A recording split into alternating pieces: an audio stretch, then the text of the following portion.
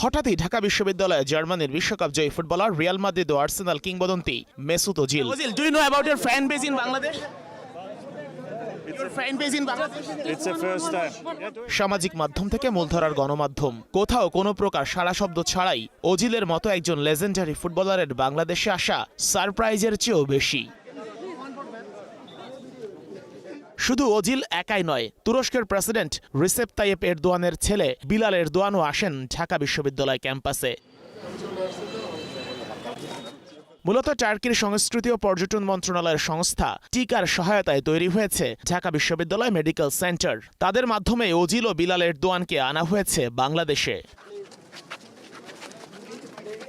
দুপুরে আসেন ঢাকা বিশ্ববিদ্যালয় মেডিকেল সেন্টারে।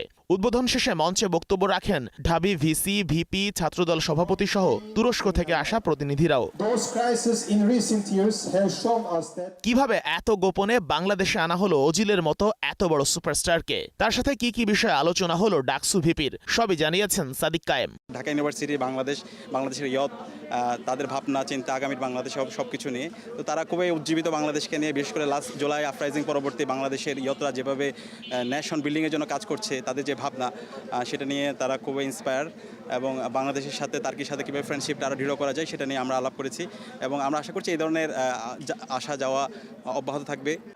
ওজিলের ঢাকা বিশ্ববিদ্যালয়ে আসা ডাকসু প্রতিনিধিদের জন্য ছিল সারপ্রাইজিং। তুর্কি বেস যে অর্গানাইজেশন টিকা, তারাই তাকে নিয়ে আসছে এবং সারপ্রাইজিংলি নিয়ে আসছে, কাউকে জানায়নি।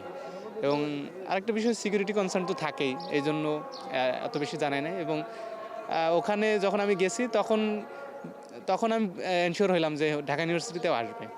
দুদিনের সফরের দ্বিতীয় দিনে ওজিল যাবেন কক্সবাজার, রোহিঙ্গা শিশুদের সাথে খেলবেন ফুটবল, এরপর ফিরে যাবেন তুরস্কে।